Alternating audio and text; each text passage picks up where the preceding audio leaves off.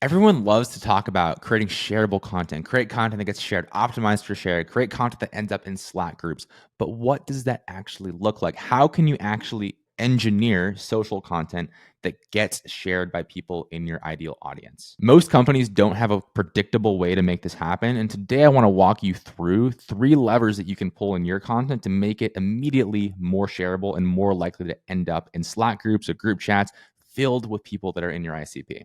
The first lever you want to pull is overload the asset with value. And I know value is a bit esoteric, but hear me out here. So, what I mean by this is make it so dense with tactical information that your audience can't help but either bookmark it or send it into their marketing team Slack channel. So, what this could look like is like sharing a LinkedIn carousel with 20 plus tips for whatever your target audience is. So, again, let's say your target audience is email marketers. So, maybe you share a LinkedIn carousel with 25 different email marketing templates. Something that is so value dense that someone's not going to stop scrolling and consume it right then and there, but they are going to share it in their marketing team Slack channel or save it on that platform to come back to later, which also helps with the algorithm. Another lever that works is using frameworks or templates. People love defined frameworks, or they love templates that they can just plug and play.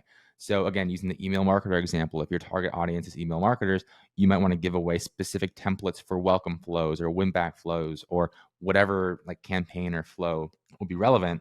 Like give away defined templates that someone can just apply right away, or package your ideas into some sort of neat, very tangible framework. And again, people love to save those, share those with their coworkers or their boss or whoever it may be. The second lever that you can pull to create shareable content is share data that only you can share. So if you have access to customer data that you can share publicly, again, don't get yourself into any trouble here, but if you have access to like anonymous customer data that you can share publicly and show other people in your ICP how they're stacking up against people in their same niche or same role or whatever the case may be, that is very powerful. An example of this that I came across, I think a week or two ago that I loved, and I actually ended up sharing with, I think, 3 or 4 of my other agency friends, was this report that was put together by Hampton. It's just a community of founders. They put it together a report about agency businesses, and they shared data from their customers about revenue numbers, profit margins, revenue per employee, all these different metrics that as an agency owner, I want to see how I stack up against them. And also, I'm a little bit nosy. So I want to check out that report and see how my agency, how Compound stacks up against all of these other agencies. Like, are we in a good spot? If you have access to that data that you can publish in some sort of trend or report, it's very powerful because it can serve as a long form content asset like that report from Hampton, but also that long form content asset can turn into social posts, or individual data points can turn into social posts for LinkedIn or Twitter. And there's a lot of different ways that you can take that, and people love to see how they stack up against others in their same field. So if you have that data that you can share it on social. Like another example here could be if you're trying to reach D2C brands in a specific vertical, say for example, beauty. If you have access to data from D2C beauty brands, you could put together a report or some sort of breakdown of industry trends for that week or industry trends for that month, as far as like customer acquisition costs and LTV or whatever data points that you have access to that are relevant to your product. You could put that out on social, again, in a way that's anonymous and makes sense and you're able to, but people love to see how they stack up. They're nosy, and giving them the opportunity to compare and also share with their friends, like, oh, did you see this? Did you see this company that has like terrible margins, or like this company that has an insane LTV?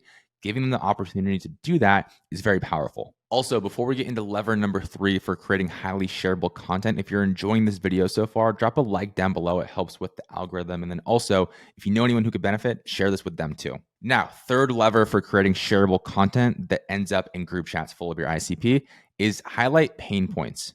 And more importantly, highlight pain points that your ICP wants to talk about on social but can't. So one effective way to trigger shares on social is to sort of say the quiet part out loud. So if there's a specific pain point or frustration that someone in your ICP deals with on a regular basis, but maybe can't post about because their boss follows them on social or their clients follow them, or it might make them look a certain way to industry peers, so they just don't say anything about it.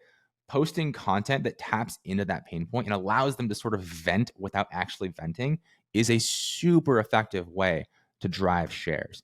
One of the most practical ways to do this is actually through memes. So this is one of the ways that memes can be very effective in terms of marketing, because you can use memes and humor to highlight pain points that your ICP is dealing with and present them in a highly shareable format. So you know how people retweet memes or share memes on the LinkedIn timeline, even like on Instagram, reposting them to their story. You can use those to highlight pain points that your target customer wants to vent about but can't. And this lever doesn't just have to include memes. Like, not every company is meant for memes. That's actually an opinion. That's a topic for a different video, but not every company needs to or should be posting memes or humor. But you can use that same principle of saying the quiet part out loud in a personal story or some sort of customer anecdote or something like that, that highlights and allows someone to share a pain point they're dealing with without directly attaching their name to it. Super effective way to get people to share and repost your stuff. Also, as a quick bonus tip, literally just ask people to share it. So at the end of a video, like right now, if you enjoyed this, share this with a marketer that you know, or share this with a B2B founder that you know if this was helpful, and only if this was helpful. As my final tip, there it is. If you write a piece of content that you think your ICP would benefit from, don't be afraid to ask for the share. Now, again, hope this was helpful. If it did, share it like I just asked you to there. And also, if you want to watch more like this, I'll toss some videos up on the screen right here. Check those out, and I will see you in that next video.